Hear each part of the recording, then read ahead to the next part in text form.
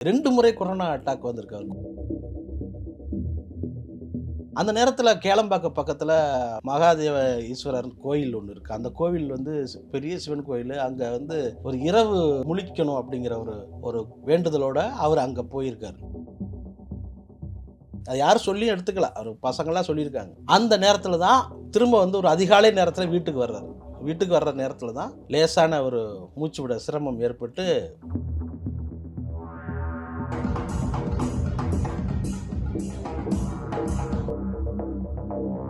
அவர் மரணத்துக்கு போது வந்த கூட்டமும், அந்த மரணத்து நேரத்தில வந்து மேளகாரர்கள், பந்தல் போடுறவங்க, மோர் குடுத்தவங்க, சேர் போட்டவங்க, இவங்க எல்லாருமே அதெல்லாம் அன்னைக்கு நடந்துச்சு. அதுக்கப்புறம் யாரும் வந்து அந்த பணத்த வந்து வாங்கவே இல்ல. இதுக்காக எங்களுக்கு கூலி குடுங்கன்னு யாருமே கேட்கவே இல்ல.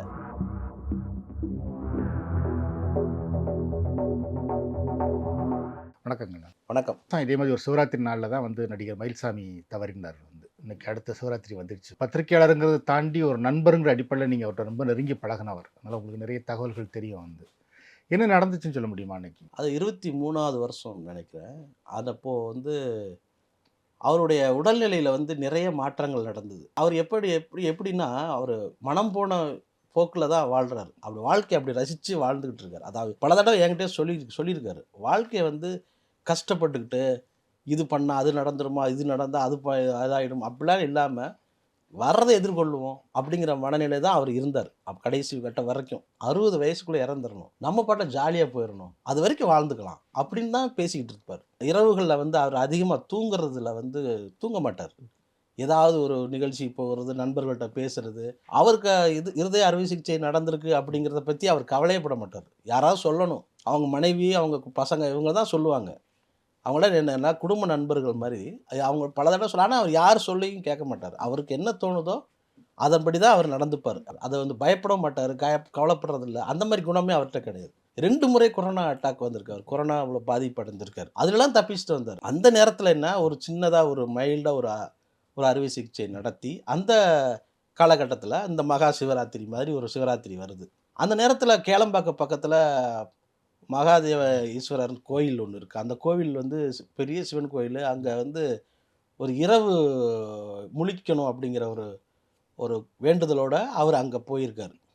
அங்க போனா, அங்க இரவுகள்ல வந்து இசை நிகழ்ச்சி நடக்குது. சிவபெருமான பற்றின பாடல்கள பாடி ரொம்ப அ ரொம்ப உருக்கமா அவர் வந்து கடவுள பத்தி பேசும்போதும், அதாவது இறைவன பத்தி பேசும்போதும், பக்தி உணர்வுல இருக்கும்போதும், எம்ஜிஆரை பத்தி பேசும்போது மட்டும் அழுதுருவாரு. நான் பலமுறை இத கவனிச்சிருக்கேன். நாம வந்து வள்ளலார பத்தின பாடல்கள் நான் அப்பப்போ பாடுவேன். அவர் என்ன பண்ணுவாரு, "நீ என் வீட்ல வந்து பாடுங்க கண்ணன்" அப்படி சொல்லி கூப்பிட்டு வச்சு பாடியிருக்காரு. பாட வச்சிருக்காரு. நம்ம பாடிட்டு இருப்போம். அவரு கண் கலங்கிக்கிட்டே இருப்பாரு. பெரிய சிவன் பக்தன். மயில்சாமி வந்து பெரிய சிவன் பக்தன். சிவன் பத்தின எந்த வித ஒரு விஷயமா இருந்தாலும் அதுக்கு முதல்ல முக்கியத்துவம் குடுத்துருவாரு. அப்படி வந்து அவர் வீட்ல வந்து ஒருமுக ருத்ராட்சம் வந்து வாங்கி வச்சிருக்காரு. வாங்கி வச்சு அத பூஜை பண்ணிட்டு வந்துட்டு இருக்காரு. அதனால இந்த மகா சிவராத்திரி அப்போ அந்த கேளம்பாக்கத்துல நடந்த அந்த பிரார்த்தனை கூட்டத்துல வந்து இவர் கலந்துகிட்டு இருக்காரு. நிறைய கூட்டம், இரவு ஜெபங்கள் நடக்குது. ஒரு பக்கம் சத்தம், ஒரு பக்கம் வந்து மணிகள் ஓசை, இது எல்லாம் நடந்திருக்கு. அதோட பக்கத்துல வந்து பிரபல இசைக்கலைஞர் ஒருத்தருடைய ட்ரம்ஸ் ஒலி, அதீதமான ஸ்பீக்கர்கள் ஒலி எழுப்புற அந்த கூட்டத்துக்கு மத்தியில இவர் வந்து மயில்சாமி வந்து ரொம்ப நேரம் அது உட்கார்ந்திருக்காரு. மருத்துவ ரீதியா இந்த மாரி இதய அறுவை சிகிச்சை செய்துகிட்டவங்களுக்கு வந்து அதீத ஒலி மாசு வந்து உடம்புக்கு ஒத்துக்காது. அது வந்து மருத்துவ இதுவே சொல்லுது. ஆனா அத பத்தி அவர் கவலைப்படல. அவர் வந்து இறை பக்தியில தீவிரமா இருந்ததால, அத வந்து அவருக்கு எடுத்துக்கவே இல்ல. அது யாரும் சொல்லியும் எடுத்துக்கல. அவர் பசங்கலாம் சொல்லியிருக்காங்க.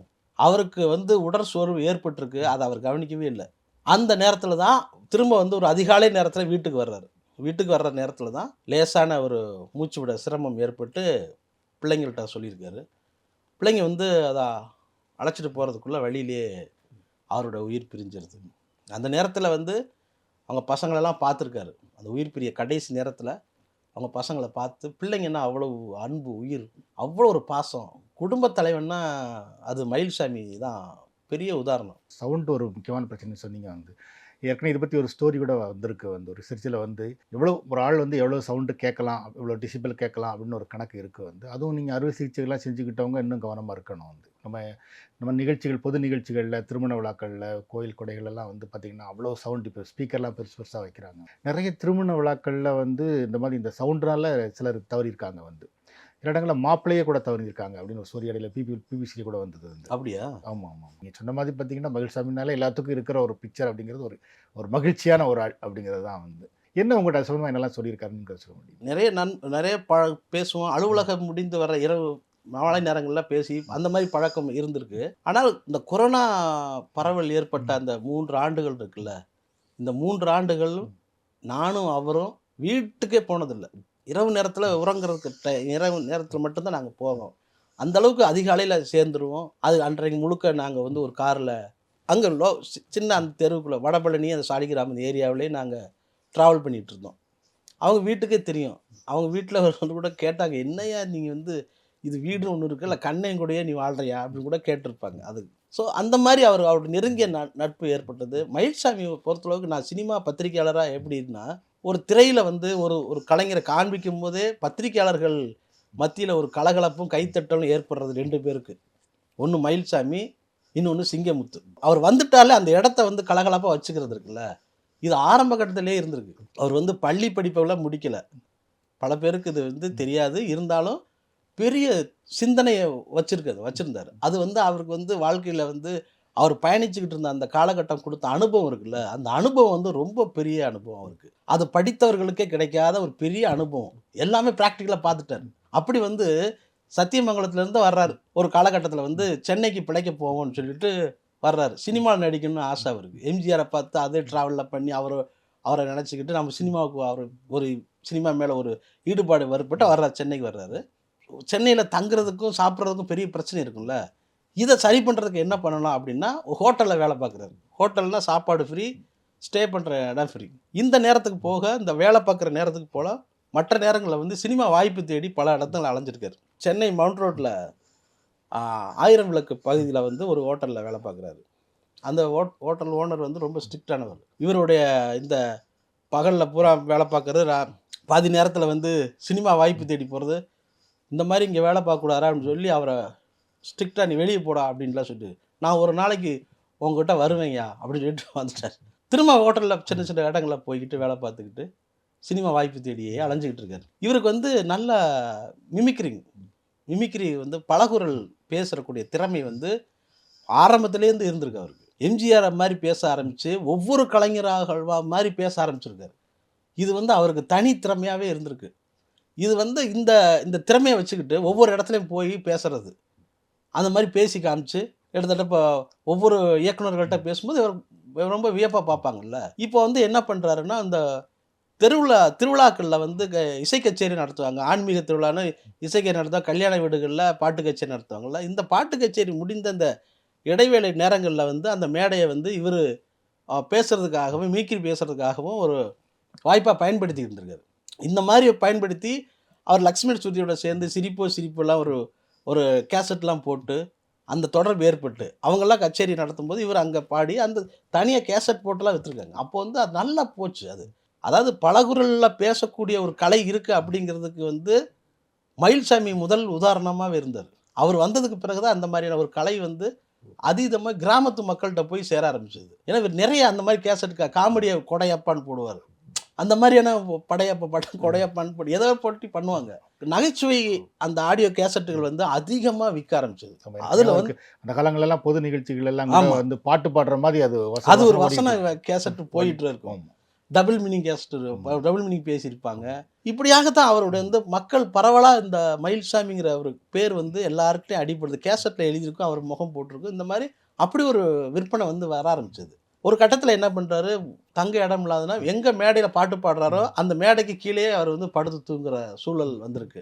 ஒரு நிகழ்ச்சியில வந்து எஸ்பிபி வந்து ஒரு கச்சேரியில பாடுறாரு. பாடிட்டோன்னா, அந்த மேடையில வந்து இவர் வந்து பலகுரல் பேசியிருக்காரு. பலகுரல் பேசணுன்னு என்னடா இவ்வளவு அப்ளாஸ் பண்றான், இவ்வளவு பெரிய திறமையா இருக்கானே அப்படின்னு சொல்லிட்டு, எஸ்பிபி தான் அவர வந்து வந்து கூப்பிடுறாரு. "நீ வந்து யார்றா?" அப்படின்னு விசாரிக்கிறாரு. இது வந்து எப்போ என்கிட்ட சொல்கிறாருன்னா, இந்த கொரோனா நேரத்தில் வந்து நாங்கள் வந்து சந்திக்கும் போது அப்போது அதிகாலையில் வந்து இந்த விருகம்பாக்கம் பகுதியில் வந்து நடேசன் நகர் பின்னாடி வந்து கலெக்டரேட் காலனி ஒன்று இருக்குது. செக்ரட்டரியேட் அந்த ஆட்களுக்கு அவங்க ஐஏஎஸ், ஐபிஎஸ் ஆஃபீஸர்ஸோட குவார்ட்டர்ஸ் ஒன்று இருக்குது. அங்கே வந்து நடைப்பயிற்சிக்கு போவோம். அவர் வந்து சொல்ல ஆரம்பிக்கிறார். ஏன் சொல்ல ஆரம்பிக்கிறாருன்னா, இதை நீ எழுது அப்படிங்கிற மனநிலையில் சொல்ல ஆரம்பிக்கிறார். அப்படி சொல்லும்போது தான் இந்த விஷயத்த சொல்கிறார். எஸ்பிபி தான் வந்து என்னை வந்து முதல்ல என்னுடைய குரலை கேட்டுட்டு, இவ்வளவு திறமை வச்சிருக்காடா, இத்தனை பேர் மாதிரி பேசுறியே, நீ என் கூட கச்சேரிக்கு வர்றியான்னு கேட்டிருக்காரு. ஐயா நான் படிக்கிறது எனக்கு அதெல்லாம் இல்லைடா, நீ வர்றியா இல்லையா அப்படின்னு. வர்றேன்யா. எஸ்பிபியா வந்து அவர் சொந்த காசை போட்டு அவருக்கு பாஸ்போர்ட் எடுத்து அவருக்கு ட்ரெஸ் எல்லாம் வாங்கி கொடுத்து அவர் யுஎஸ் டூருக்கு கூட்டு போயிட்டார். அங்கே வந்து இவரோட மிமிக்ரி கச்சேரியை வைக்கிறார்.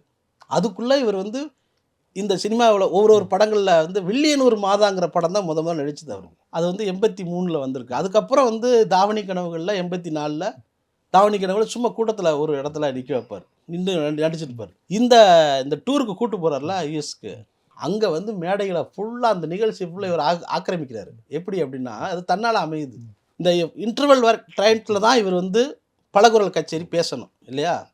அதுக்கு இடையில இவர் என்ன பண்ணுறாரு அப்படின்னா, எல்லா அந்த வாத்திய கலைஞர்கள் இருக்காங்கல்ல, அந்த வாத்திய கலைஞர் எல்லாருக்கிட்டையும் நட்பு ஏற்பட்டு அவங்க எல்லாம் வந்து அவங்களுக்கு வச்சிருக்க முடியாத, அதாவது சிலருக்கு வந்து சிகரெட்டு குடிக்கிற பழக்கம் இருக்கும், சிலருக்கு வந்து ஒரு ஏதாவது பாக்கு போடுற பழக்கம் இருக்கும். இது எல்லாத்தையும் வந்து மயில்சாமி பொறுப்பேற்றுக்கிட்டார். அப்போது சின்ன பையன், அவங்களாம் பெரிய சீனியர், இவர் சின்ன பையனாக இருக்கார். அப்போது என்ன பண்ணுறாரு, ஒரு கோட்டு எஸ்பிபி வாங்கி கொடுத்துருக்காரு. அந்த கோட்டை வந்து நீங்கள் இப்படி எடுத்தீங்கன்னா உள்ள லேயர் லேயராக பை இருக்கும். இந்த லேயரில் ஒவ்வொரு பையிலையும் ஒவ்வொருத்தருக்கு பிடித்தமான சிகரெட்டு, பாக்கு இதெல்லாம் வச்சுருப்பார். சிலருக்கு வந்து மதுப்பழக்கம் இருக்கிறவங்களுக்கு அதையும் வச்சுருப்பார். அவர் வந்து இந்த மாதிரி இப்படி சட்டையை போட்டு இருப்பார். எஸ்பிபி இதை கவனிச்சுக்கிட்டே இருந்திருக்காரு. எல்லாருமே மயில்சாமி எங்கன்னு தேடிக்கிட்டே இருக்காங்களே, என்ன காரணம்னு தெரியல அவருக்கு. இவர் வந்து ஒரு நாள் கச்சேரியில் ஒரு கச்சேரியில் வந்து மிமிக்ரி பேசி முடிச்சுட்டு, என் மயில் இங்கே வா, என்ன எல்லாருமே உன்னையவே தேடுறாங்களே, என்ன விஷயம் என்னன்னா அவர் சீப்பாக எடுத்துட்டு காமிக்கிறார். எல்லாருடைய பலவீனமும் அவர் பலமாக இருக்கார். ஸோ அப்போ வந்து எக்ஸ்டெண்ட் பண்ணுறாரு எஸ்பிபி. எக்ஸ்டெண்ட் பண்ணி ஒவ்வொரு நாட்டுக்கும் கூப்பிட்டு போயிட்டே இருக்கார். கிட்டத்தட்ட 3 மாதம் ஃபாரின் டூரில் 10ஆம் கிளாஸ் கூட படிக்காத ஒருத்தர் வந்து ஃபாரின் டூரில் தன்னுடைய தனித்திறமையால் அந்த மேடைகளை ஆக்கிரமித்து மக்களை வந்து அவ்வளோ மகிழ்ச்சியில் வெள்ளத்தில் ஆழ்த்தியிருக்கார். இப்படியாக மயில்சாமியுடைய வளர்ச்சி வந்து சென்னையிலே அவர் கால் படலை 3 மாதம். அப்படி ஒரு நாள் வந்து சிட்னியில் வந்து ஒரு கச்சேரி நடக்குது. சிட்னியில் வந்து எஸ்பி பாட்டு பாடுறாரு, எல்லாம் பண்ணிகிட்டு இருக்கும்போது அப்போது ஒரே சலசலப்பு அரங்கத்தில். என்னன்னு பார்த்தா ஹிந்தி பாட்டை பாட சொல்கிறாங்க. ஹிந்தி பாட்டை பாட சொல்லணுன்னா எஸ்பிபி வந்து ஹிந்தி பாட்டை அதிகமாக ப்ராக்டிஸ் பண்ணல, ரிஹர்சல் பார்க்கல. என்ன பண்ணுறதுன்னு தெரியாமல் இவர் நான் பாடுறேன், நான் அதுக்கப்புறம் இதை பாடுறேன்னு சொல்லி பார்த்துருக்காரு. அவங்க சமாதானம் அடையவே இல்லை. அதனால் என்ன பண்ணுறாங்க, ஒரே கலாட்டாவிற்கு ஒரு 10 நிமிஷம் எஸ்பிபி வந்து நிற்கிறார். அப்போது மயிலை கூப்பிட்டு, மயில் நீ ஏதாவது பண்ணுறா அப்படின்னு சொல்லிட்டு டென்ஷன் எஸ்பிபி. அப்போ போயிட்டார்.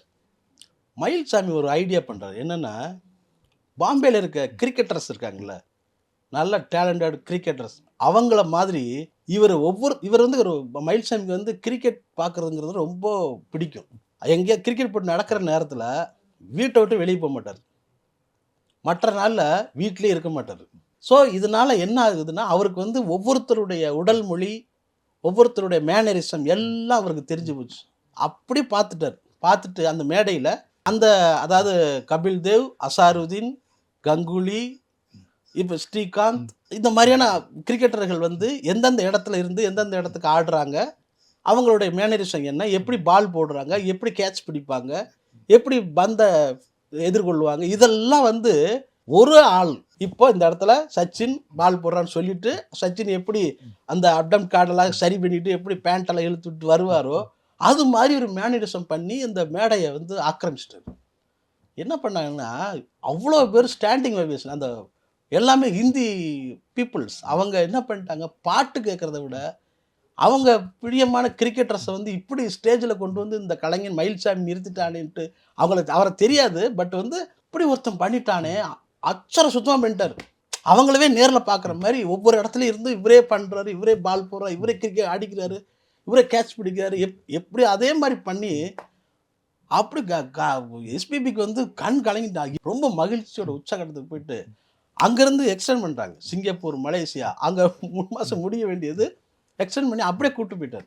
ஸோ இப்படியாக ஒரு ஒரு பள்ளி படிப்பை முடிக்காத ஒரு கலைஞன் தனக்குள்ள தனித்திறமையால் இந்த உலகம் புறம் சுற்றிட்டு பார்த்துட்டார். அதுக்கப்புறம் வந்த பிறகு சினிமாவில் காலடி எடுத்து வைக்கிறார். எப்படின்னா, இவர் எந்த ஹோட்டலில் வந்து வேண்டான்னு சொல்லி அனுப்புனாங்களோ அந்த ஹோட்டலுக்கு எதிரிலே கன்னிராசி திரைப்படத்தோடைய கட் அவுட் பெரிய அளவு கட் அவுட் வைக்கிறாங்க. அந்த கட் அவுட்டில் அதிர்ஷ்டவசமாக அந்த படத்தில் இவர் தான் நடிக்கிறாரு. ஒரு சின்ன ரோல் தான். கவுண்டமணியுடைய கட் அவுட்டும் மயில்சாமியோட கட் அவுட்டும் பெருசாக இருக்குது. ஏன்னா மயில்சாமி வந்து கீரை விற்றுக்கிட்டு வர்ற அந்த கீரையை கொண்டு வர்ற கேரக்டர். அவங்க 2 பேரும் கட் அவுட்டு இவருக்கு முன்னாடி ஹோட்டலுக்கு முன்னாடி வச்சுருக்காங்க. எப்படி இருக்கும்? அந்த ஹோட்டல் ஓனர் வந்து மயில்சாமி வாடா அப்படி கூப்பிட்டு கட்டி பிடிச்சிக்கிட்டாரு. எனக்கு இதை விட பெருமை என்னடா அப்படின்ட்டு.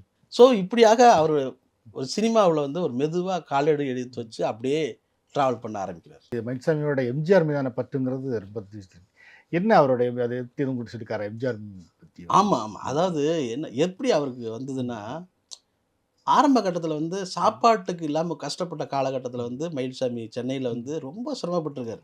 அது சொல்லியிருக்காரு. ஒரு நாள் என்கிட்ட சொன்னார், இந்த மாதிரி இது ஏன் சொல்கிறோம்னா, இது வந்து ஒரு நம்பிக்கை, எந்த விதத்திலையும் நம்பிக்கை இழந்து யாரும் போயிடக்கூடாது அப்படிங்கிறதுக்காக இந்த விஷயத்த சொல்கிறேன். அவர் என்கிட்ட சொன்னதால் சொல்கிறேன். அதை வந்து நம்ம ஸ்போர்ட்டிவாக எடுத்துக்கணும். இதை வந்து ஒரு வாழ்க்கையோட நம்பிக்கைக்காக இந்த விஷயத்தை எடுத்துக்கணும். தப்பாக யாரும் எடுத்துக்கக்கூடாது. ஒரு நாள் என்ன பண்ணுறாரு, பசி இருக்குது. அப்போது ஒரு கல்யாண வீடு நடந்திருக்கு. மாடியில் வந்து வீட்டில் கீழே வந்து கல்யாண வீடு, மாடியில் சாப்பாடு நடக்குது, பந்தி நடக்குது. இவர் வந்து சைடில் உள்ள படி வெளியில் மாடிக்கு ஏறி போயிட்டார். மாடிக்கு ஏறி போயிட்டு அந்த கடைசியில் யார் கூட்டத்தில் உட்காந்தாலும் கண்டுபிடிச்சோன்னா கடைசி ஓரமாக ஒரு டேபிளில் உட்காந்து பெஞ்சில் உட்காந்து சாப்பிட்றாரு. சாப்பிட ஆரம்பிக்கிறாரு. இவருக்கு பல நாள் சாப்பிடலை. சாப்பாடு சாப்பிட ஆட்டோமேட்டிக்காக அழுக ஆரம்பிச்சிட்டார். இவரை வந்து அந்த நேரத்தில் வந்து கவனிக்கலை. சாப்பாடு வச்சுக்கிட்டே இருக்காங்க, இவர் சாப்பிட்டுட்டே இருக்கார். பசியெல்லாம் தீர்ந்த பிறகு தான் அவர் வந்து திரும்பி பார்க்குறாரு. இந்த டேபிள் ஃபுல்லாக யாருமே இலை எடுக்கவே இல்லை, க்ளீன் பண்ணவே இல்லை. ஆனால் அடுத்த டேபிள் ஃபுல்லாக பந்தி நடந்துக்கிட்டே இருக்குது. எதுக்காக நம்ம டேபிள் மட்டும் எல்லாருமே நம்ம பக்கத்தில் யாருமே இல்லையே அப்படின்னு திரும்பி பார்க்குறாரு. அங்கே கல்யாண வீட்டில் இருக்க அந்த உரிமையாளர் வந்து மெதுவாக பார்த்துக்கிட்டு நின்றுட்டு இருக்கார். இவர் அப்படியே பயந்துட்டு இருக்கார். நீ நல்லா மெதுவாக சாப்பிடு, அவசரவே படாத, மெதுவாக சாப்பிடு. நீ சாப்பிட்ற வரைக்கும் இந்த டேபிளை க்ளீன் பண்ணக்கூடாதுன்னு சொல்லியிருக்கேன். நீ மெதுவாக சாப்பிடு, உனக்கு வேணுங்கிற அளவுக்கு சாப்பிட்டுங்க அப்படின்னு சொல்லி அவனை கூப்பிட்டு, அதுக்கப்புறம் மயில்சாமி சாப்பிட முடியாதுல்ல, ரொம்ப தவிச்சு போயிருக்காரு. அவரை கூப்பிட்டு வந்து, நீ என் பிள்ளை மாதிரி தான் அப்படின்னு சொல்லி அவனை கூப்பிட்டு, மயில்சாமி கூப்பிட்டு ரொம்ப ஆற்றுப்படுத்தியிருக்காரு. ஆற்றுப்படுத்தி பணம் கொடுத்து அனுப்பியிருக்காரு. இப்படி ஒரு சம்பவத்தை என்கிட்ட சொன்னார். அவர் அதுக்கப்புறம் வந்து இந்த சாப்பாடு இல்லைங்கிற ஒரு விஷயம் இருக்குல்ல, இது வந்து தான் அவருக்கு வந்து எம்ஜிஆர் மேலே அடிப்படையில் பற்று வர்றதுக்கு ஒரு முக்கியமான காரணமாக இருந்திருக்கு. அங்கேருந்து தான் அவர் வந்து எம்ஜிஆர் பெரும் பக்தனாக மாறுறார். அது எப்படி மாறுறாரு தெரியுமா? எம்ஜிஆர் இறந்ததுக்கு பிறகு மவுண்ட் ரோட்டில் வந்து எம்ஜிஆருக்கு சிலை வைக்கிறாங்க. எம்ஜிஆருக்கு சிலை வச்சதோட அந்த சிலையை மறந்துட்டாங்க. ஆனால் தன்னோட சொந்த செலவில் அந்த சிலைக்கு தினமும் மாலை போட ஆரம்பிச்சிட்டார் மயில்சாமி. மாலை தான் இல்லை, ஊரில் இல்லாட்டாலும் இந்த சிலைக்கு மாலை போட்டே ஆகணுங்கிறதுக்காக மாத வேலை சம்பளத்துக்கு ஒரு பூக்கடைக்காரரை வச்சுருக்காரு. அந்த பூக்கடைக்காரர் இவர் இருக்காரா இல்லையா, தினமும் காலையில் ஒரு புது மாலை, பழைய மாலையை காலையிட்டு புது மாலையை போடுற வேலையை அவர் பண்ண ஆரம்பிச்சிட்டார். இது எது வரைக்கும் போயிருக்கு அப்படின்னா, பேப்பர்லாம் செய்தி வருது, தினம் ஒரு மாலை இருக்குது. இதை வந்து முதலமைச்சராக இருக்க ஜெயலலிதா பார்த்துட்டாங்க. அதிமுக தலைமை கழக செயலாளர் மகாலிங்கன் ஒருத்தர் இருந்தாங்க. அவர்கிட்ட வந்து கேட்குறாங்க, அப்போ இவருடைய அம்மா நம்ம போடலைம்மா அப்படின்னு. யார் போடுறது, கட்சியிலேருந்து ஆஃபீஸ்லேருந்து போடலை அப்படின்னா, இந்த மாலையை யார் போடுறதுன்னு விசாரிங்க அப்படின்னா, அவங்க அப்போ காவல்துறை மூலம் விசாரித்தா மயில்சாமிங்கிற ஒருத்தர் போட்டுட்ருக்காருமா, நடிகர் மயில்சாமி அப்படின்னு. அவரை கூப்பிட்டு வாங்க, நான் பார்க்கணும் அப்படின்ட்டாங்க. அவருக்கு அப்புறம் மயில்சாமியை வரவழைச்சி வந்து அந்த அம்மா சந்திச்சிருக்காங்க. தம்பி, நீங்கள் வந்து இப்போ தலைவர் மேலே இவ்வளவு அன்பாக இருக்கீங்க, இது வரைக்கும் நீங்கள் மாலை போட்டது ஓகே, நீங்கள் வந்து கட்சியில் சேர்ந்துக்கங்க. நான் வந்து இனிமேல் வந்து மாலை போடுற ஒரு செலவை வந்து பொறுப்பை வந்து அதிமுக கட்சி ஏற்றுக்கிறோம் தம்பி, இன்றைக்கி இதோட பரவாயில்லன்னா. அப்போவும் மயில்சாமி விடலை. அப்போ மயில்சாமி என்ன சொல்லியிருக்காருன்னா, அம்மா நான் வந்து நடிகன்மா, எனக்கு திமுகவிலே என்னை ரசிக்கிறவங்க இருப்பாங்க, எனக்கு கலைஞரும் என்னுடைய காமெடியை ரசிச்சிருக்காரு, அதனால் நான் ஒரு கட்சியில் வந்து சேராமல், தலைவர் எனக்கு ஒரே தலைவர் வந்து எம்ஜிஆர் தான், வேறு யாரும் கிடையாது அப்படின்னு ஜெயலலிதே சொல்லியிருக்காங்க. அந்த அம்மா ரொம்ப சிரிச்சுட்டு ஸ்போர்ட்டிவாக எடுத்துக்கிட்டாங்க. சரி மயில்சாமி, இதோட நீங்கள் எப்போ வேணாலும் என்ன வேணாலும் என்னை வந்து சந்திச்சுக்காங்க, என்ன உதவி வேணாலும் கேளுங்க அப்படின்னு சொல்லி அவங்கள மயில்சாமி அனுப்பி வச்சுருக்காங்க. அதுக்கப்புறம் கட்சி தான் அந்த மாலையை வந்து இப்போ தினமும் போட ஆரம்பிச்சிருக்கு. அதனால மயில்சாமி நிறுத்தலை, தன்னுடைய சொந்த செலவில் எம்ஜிஆர் சமாதியில் இருக்க சிலைக்கு மாலை போட ஆரம்பிச்சிட்டாரு. இங்கே தான் கட்சி போடுது. இப்போவும் எம்ஜிஆர் சமாதியில் இருக்க மார்பளவு சிலைக்கு மயில்சாமி தான் போடுறாரு. அவர் சார்பாக தான் மாலை போட்டுட்ருக்காரு. சக்தின்னு ஒரு பூக்கடைக்காரர் தான் மாலை போட்டுட்ருக்காரு. அதுக்கு செலவுகளை வீட்டிலேருந்து வீட்டிலேருந்து கொடுத்துருவாங்க. உங்கள்கிட்ட அதை பற்றி சொல்லியிருக்காரு, அவரோட அரசியல் பார்வை என்ன, அவரோட அரசியல் ஈடுபாடு என்னவா இருந்தது? இல்லை, அவருக்கு வந்து பொலிட்டிக்கலை பற்றி, அரசியலை பற்றி அவ்வளோ தெளிவான இதில் இருந்திருக்காரு. என்னென்னா, ஓட்டிங் மிஷின் அறிவியல், அதை எப்படி ஹேண்டில் பண்ணணுங்கிறது அரசியல், அதை தான் இவங்க பண்ணிக்கிட்டு இருக்காங்க அப்படிங்கிற விஷயத்த வந்து பல இடங்களில் அவர் பேசியிருக்காரு. எனக்கு ரொம்ப ஆச்சரியமே இருந்தது. ஓட்டிங் மிஷின் தப்பாக ஹேண்டில் பண்ண முடியுங்கிறத சொல்கிறாரு. நீ ராக்கெட்டை இங்கேருந்து நீ வந்து ஹேண்டில் பண்ணி அங்கே வந்து வளர வைக்க, செடி வளர வைக்க முடிகிற சூழலில், திசையை திருப்பக்கூடிய இருக்கிற சூழலில் ஓட்டிங் மிஷினில் வந்து ஏன் வந்து அதை செய்ய முடியாதுன்னு கேட்குறாரு. மொஹுவா மொய்த்ராவுடைய பேச்சை வந்து கேட்டு இந்த அம்மா நல்லா பேசுகிறாங்க, இவங்களுடைய பேச்சை எனக்கு டிரான்ஸ்லேட் பண்ணி சொல்லுங்கன்னு ஒருத்தரை கூப்பிட்டு வந்தார். ரொம்ப கூப்பிட்டு வந்து அவங்க சொல்ல ஹிந்தியில் சொன்னதை வந்து மொழிபெயர்த்து அவர் சொன்னார், இப்படி பேசுகிறாங்க அப்படின்னு. மொஹுவா மொய்த்ரா மம்தா பானர்ஜியோட ஸ்பீச்சு, அவர் கல்யாண் ஒருத்தர் மம்தா பானர்ஜியில் ஒருத்தர் எம்பி இருக்கார், அவருடைய ஸ்பீச்செல்லாம் அவர் கேட்டுட்டு இருந்தார். ஸோ அந்த அளவுக்கு ஒரு விசனருடைய இருந்தார். இப்போ சினிமாவுக்குள்ள அவர் இருந்தனால, இப்போ நீங்கள் எஸ்பிபி சொன்னீங்க வந்து அவரோட நெருக்கமாக இருந்தவர் அப்படிங்கிறது, வேறு யாரோட நெருக்கமாக இருந்தார் சினிமாவுக்குள்ளே வந்தவர்? அவர் இளையராஜாவுடைய தீவிரமான ரசிகன். அவர் இளையராஜாவுடைய ஒவ்வொரு பிறந்த நாளுக்கும் விதவிதமான மாலைகளை வந்து அவர் போடுவார். எப்படின்னா நைட்டு 12 மணிக்கு அவர் வீட்டு கதவை தட்டியே போடுவார். அதுக்கான ஒரு பெரிய ரைட்ஸே அவர் வச்சுருக்காரு. ராஜா சார் அதை பற்றி ஒன்றும் சொல்ல மாட்டார். ஏயா இவ்வளோ கஷ்டப்படுறேன்னு கேட்பாரு தவிர, 12 மணிக்கு கதவை தட்டி, இளையராஜா வீட்டு கதவை தட்டி மாலை போட்ட ஒரே ஆள் மயில்சாமி தான். எப்படி மாலை? புல்லாங்குழலில் வந்து மாலை போட்டார். புல்லாங்குழலாக பெரிய ஆளுகிற மாலை, ஏதோ 4 புல்லாங்குழல் இல்லை, அவ்வளோ புல்லாங்குழலை கலெக்ட் பண்ணி அதை மாலையாக மாற்றி அதை கொண்டு போய் போட்டார். அப்புறம் வந்து வெத்தலை, ஆளுகிற மாலைக்கான வெத்தலையை வாங்கி வந்து போட்டார். அப்புறம் 1000 தாமரை மொட்டுக்களை பாட்டுக்களுடைய நினைவாக என்ன பண்ணுறாரு, பெரிய மாலை 1000 தாமரை மொட்டு, பூ கிடையாது, மொட்டை வந்து கட்டி பெரிய மாலை கட்டி கொண்டு போய் போட்டார். ஸோ இந்த அளவுக்கு தீவிரமான பெரிய இளையராஜா ஃபேன் வந்து அவர் மயில்சாமி. எஸ்பிபியை வந்து கடைசி வரைக்கும் தொடர்பில் இருந்தார். ரஜினி சாருக்கு வந்து நீங்கள் வந்து இம்மிடியேட்டாக ஃபோன் பண்ணி பேசுவார், இந்த மாதிரி நான் மயில்சாமி பேசுனேன்னு சொல்லுங்கள், பேசணும் சார்ட்டன்னு சொல்லிடுவார். அவர் வந்து என்ன பண்ணுவார், ரஜினி சார் எப்போ ஃபோன் பண்ணுவார்னா ரொம்ப ரிலாக்ஸாக இருக்க நேரத்தில், ஏன்னா மயில்சாமிகிட்ட ரொம்ப நேரம் பேசுவார், அதனால ரொம்ப ரிலாக்ஸாக இருக்க நேரத்தில் வந்து மயில்சாமிக்கு ஃபோன் பண்ணி ரொம்ப நேரம் பேசுவார். அப்படி ஒரு நாள் பக்கத்தில் பேசும்போது நான் பக்கத்தில் இருந்தேன், யாருன்னான்னு கேட்கும்போது கடைசியாக தான் சொல்கிறார் ரஜினி சார் பேசினார் அப்படின்னு. ஸோ அந்தளவுக்கு ஒரு பெரிய ஒரு அன்பு வச்சுருந்தாங்க மயில்சாமி மேலே, அவ்வளோ அன்பு வச்சுருக்காங்க. அதே மாதிரி உதவி செய்கிறதுல வந்து யாருக்காவது கஷ்டம், இவர்கிட்ட பணம் இல்லைன்னா கூட சத்யராஜ், பி வாசு இந்த மாதிரி ஆட்கள்கிட்ட வந்து ஃபோன் பண்ணி, என்ன தலைவா என்ன அவங்க ஃபோன் பண்ணாருல தெரிஞ்சு போகும் யாருக்கோ ஹெல்ப் கேட்குறாருன்ட்டு, கண்டிப்பாக தெரியும். அவங்க வந்து அவ்வளோ ஹானஸ்ட்டாக இருந்தார். அந்த பணத்தை வாங்கினா பணம் கொடுத்தா, மயில்சாமியோட பணம் கொடுத்தா அது உரியவங்கள்ட்ட போய் சேருங்கிறத சத்யராஜ் சாருக்கும் தெரியும், பி வாசு அவர்களுக்கும் தெரியும். அதனால் அவர் கேட்கும் போதெல்லாம் பணம் கொடுத்துருவாங்க. அப்படி வந்து அவங்கள்ட்ட பணம் வாங்கி கொண்டு போய் பணம் கொடுத்துருக்காரு, உதவி செஞ்சுருக்காரு. இந்த கொரோனா பீரியடில் என்ன பண்ணியிருக்காரு, ஒரு மளிகை கடையில் சொல்லிவிட்டு இந்த துப்புரவு தூய்மை பணியாளர் இருக்காங்களே, அவங்க எல்லாருக்கும் வந்து அந்த மளிகை கடையில் வந்து அவர் பேரில் கடன், நீங்கள் எவ்வளோ வேணாலும் வாங்கிக்கோங்க அப்படின்னு சொல்லி அளவு பண்ணியிருந்தார். அது மாதிரி நிறைய பேர் அந்த மளிகை கடையில் வந்து அவருக்கு வந்து லட்சக்கணக்கில் பில்லு வந்திருக்கு. அப்போ ஒரு கட்டத்தில் வந்து இந்த 50,000 தாண்டும் போது சொல்லி நான் கொஞ்சம் பணம் ரெடி பண்ணிக்கிறேன் அப்படின்னே சொல்லியிருக்கேன் அந்த மளிகை கடைக்காரர்கிட்ட. ஸோ சாலிகிராமத்தில் இந்த அளவுக்கு வந்து அவ்வளவு ஒரு உதவி பண்ணுறதுல, கடன் வாங்கி உதவி பண்ணுறதும், கடன் பட்டு உதவி பண்ணுறதும் அப்படி பண்ணிக்கிட்டு இருந்தார் மயில்சாமி. இப்போ அவர் ஒரு இடத்துக்கு ஷூட்டிங் போகிறாருன்னு வச்சுக்கோங்க, இப்போ திண்டுக்கலுக்கு ஒரு இடத்துக்கு போகிறாருன்னா அந்த கிராம பகுதியில் வந்து காரை எடுத்துக்கிட்டு போய் ஒரு ஷூட்டிங் மட்டும் அட்டன் பண்ண மாட்டார், போய் காரை எடுத்துகிட்டு போய் எளிய மக்களை போய் சந்திப்பார்.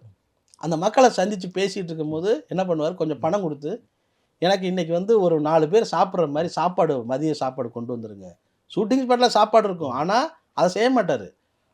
அவங்கள்ட்ட பணம் கொடுத்து உங்களுக்கு பிடிச்ச மீன் குழம்பு வச்சு கொடுங்க, கறி குழம்பு வச்சு கொடுங்க சொல்லுவார்.